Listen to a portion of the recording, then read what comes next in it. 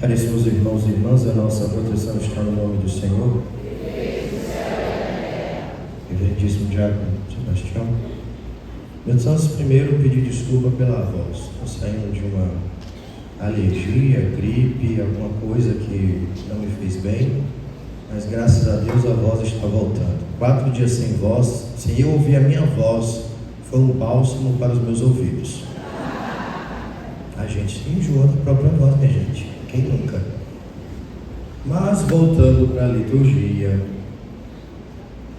tudo na vida tem um início, tem um fim. Já diz os contadores de história. Tudo na vida se inicia, se desenvolve para um festim. Às vezes este festim é feliz, como as grandes histórias de Walt Disney, mas outras não são tão boas, como as histórias de Kafka ou tantos outros melancólicos.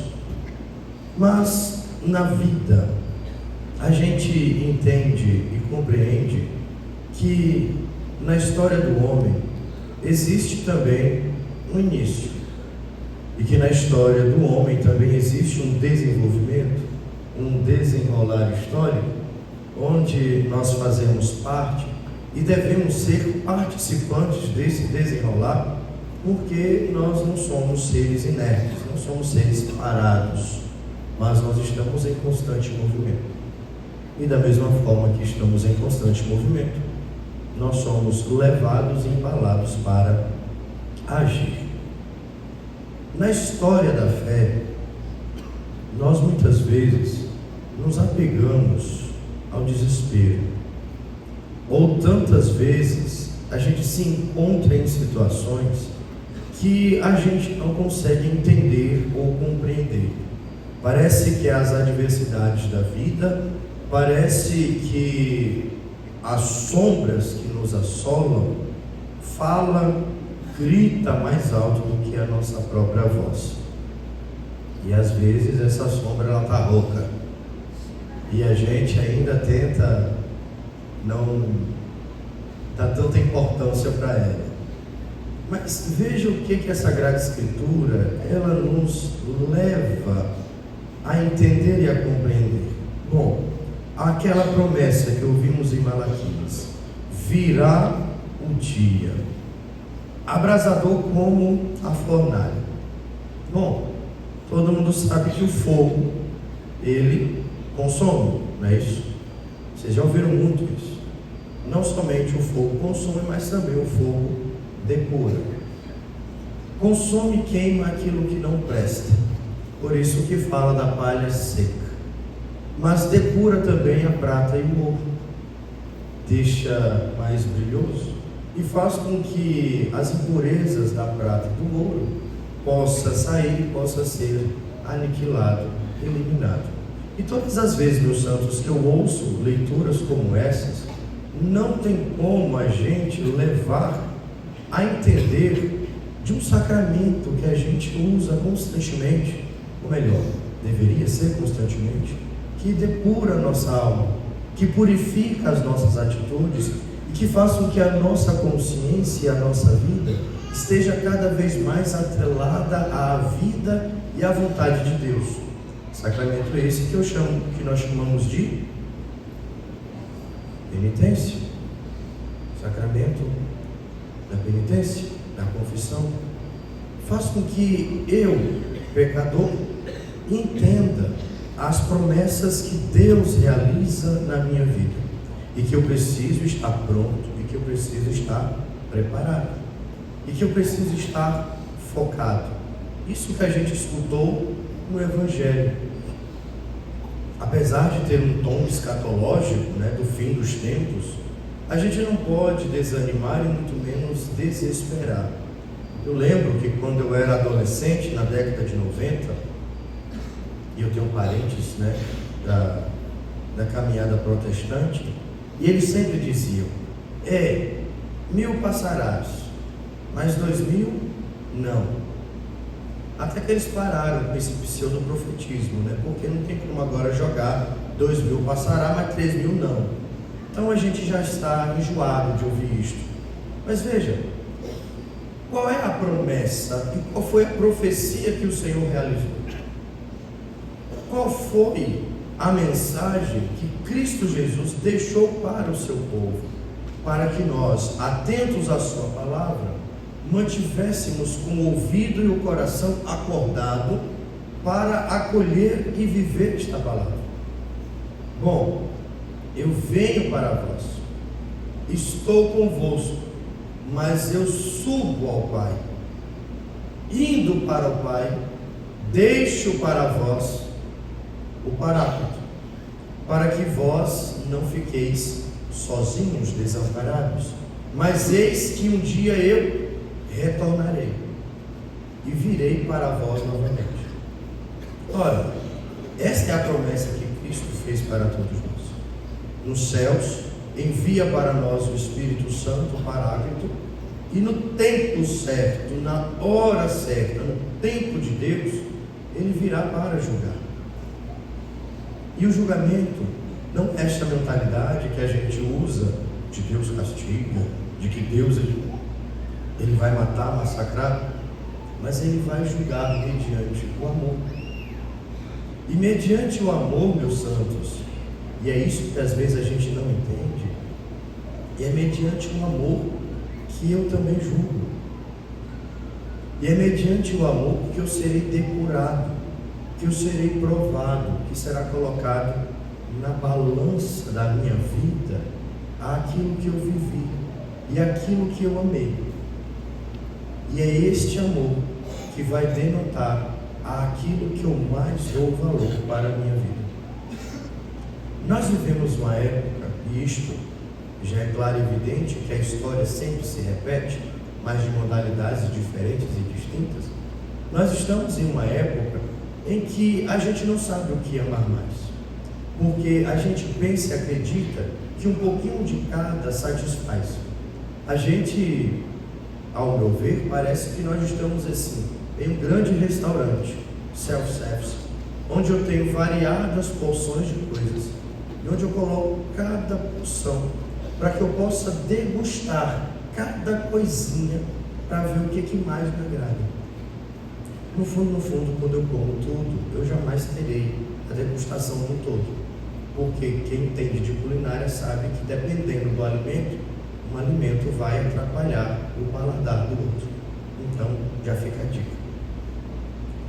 Nós, enquanto povo de Deus, nós temos um alimento salutar, um alimento perene, um alimento eterno, onde esta eternidade se faz em nós e faz com que a gente, seres tão voláteis, tão ínfimos, possamos ter a experiência do eterno, da eternidade.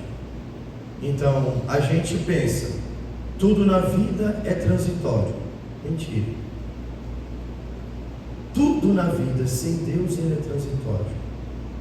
Ele se acaba, ele se fenece. Mas tudo aquilo em Deus é eterno. Porque aquilo que o Senhor nos deu tem eternidade. Ou melhor, é eternidade. Então não tem como você dizer, a minha alma, ela se acaba.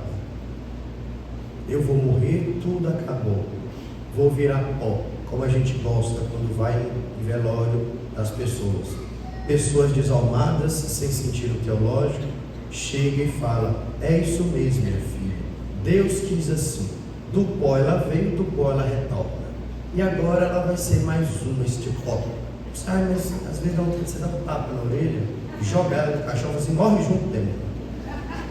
Porque nós estamos perdendo a sanidade, até mesmo de dizer as coisas, e até mesmo a sanidade de compreender as dinâmicas de Deus, porque tudo isto a gente mais não tem experiência, porque tudo isto para nós não existe mais sabor. E é saborear a vida em Cristo Jesus que nós somos levados a permanecer e a vivenciar esta promessa que Ele realiza em nós. Por isso que quando a gente escuta no Evangelho, e quando a gente escuta este Evangelho, que é aterrador aos nossos ouvidos, a gente não pode e a gente não deve jamais desanimar na nossa caminhada, porque a caminhada ela é árdua. Cristo Jesus não falou que para chegar ao céu vai ser mamão com açúcar.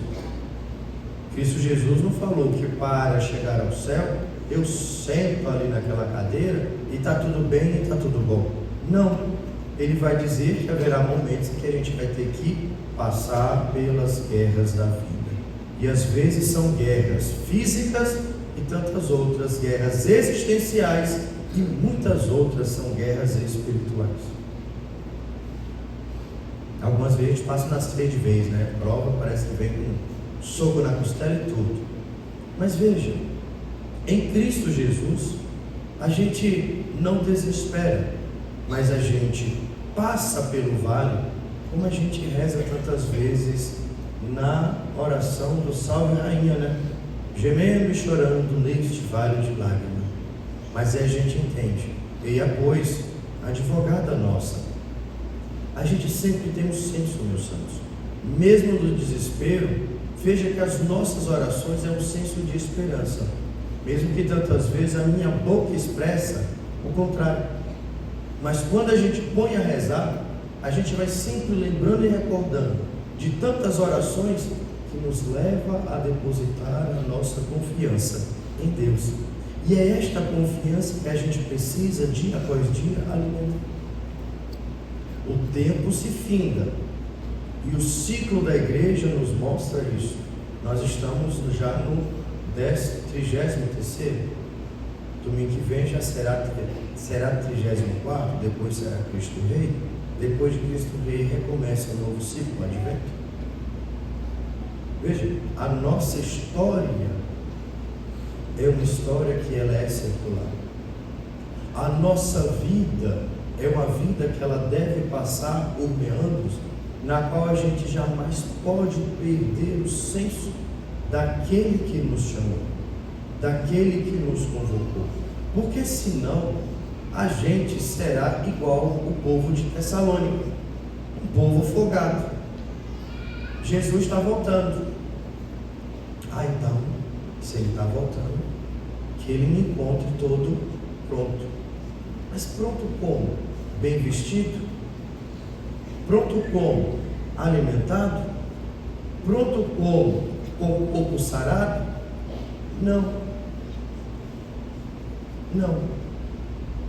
Mas que ele nos encontre com fé. Que ele nos encontre com a confiança. Que ele nos encontre com a esperança e a certeza de que é ele que nos salva, que é ele que nos resgata. O que adianta, meus santos, a gente ver a missa domingo a domingo, a gente triturar as partículas, porque às vezes tem gente que nem comunga direito, tem gente que só vem para triturar a partícula, porque eu nem sei se acredita que a Eucaristia é Cristo Jesus, porque da forma que recebe, da forma que faz da vida, eu não sei. Quem sou eu para julgar, né?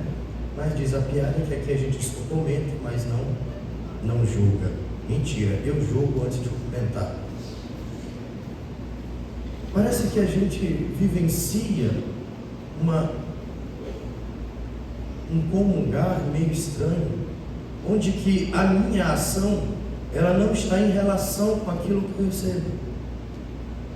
A minha vida, ela não está em relação com aquilo que eu vivo em comunidade.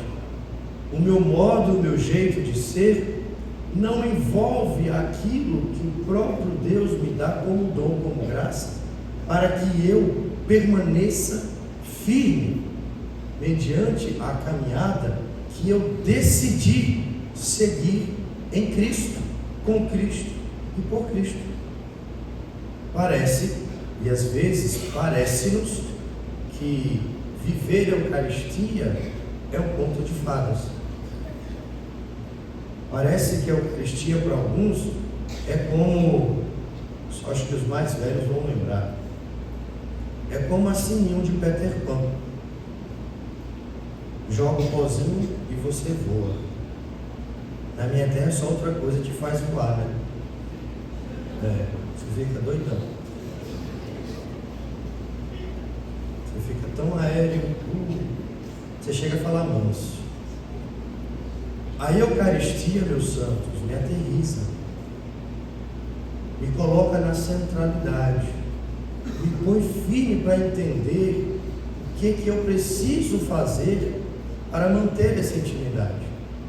A Eucaristia, alimento salutar, não pode jamais ser essa coisa que a gente acha, este pão somente, mas entender que é alimento salutar e que, sendo alimento salutar, é verdadeiramente corpo de Cristo.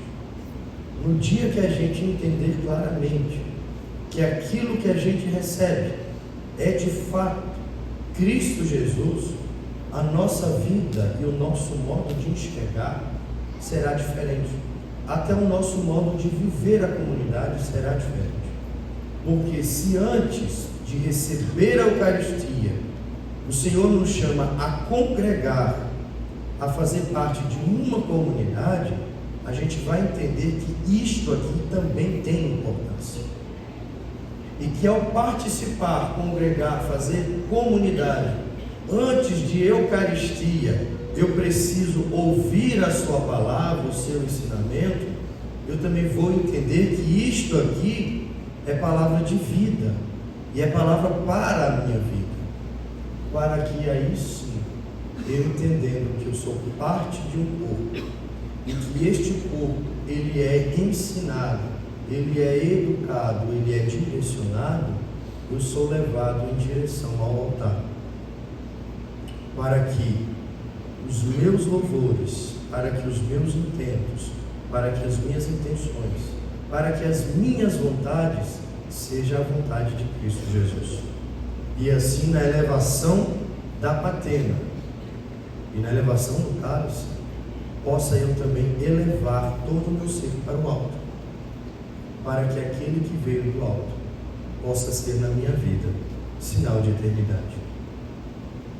Apesar que eu não gosto de dizer sinal, eu gosto sempre de dizer, para que seja para mim eternidade. Porque quando eu recebo, Ele em mim está totalmente. E Ele é em mim. E Ele precisa fazer em mim mudanças. E uma das primeiras mudanças que o Senhor precisa fazer no meu coração e na minha vida, minha gente, é o que São Paulo fala aos Tessalonicenses: toma vergonha na cara, deixem de ser acomodados e vá trabalhar. Padre, eu trabalho, eu sei que você trabalha, mas trabalhe para o bem. Trabalhe para que a sua vida seja o bem. Trabalhe para que a dilatação do reino seja, sim, perene. Trabalhe para que a vossa vida seja uma vida de anúncio. Trabalhe para que aquilo que recebe não seja para vós condenação, mas seja salvação. Olha que maravilha que eu tenho. Hoje, nós temos 3 situações distintas na paróquia. 3 não, 4.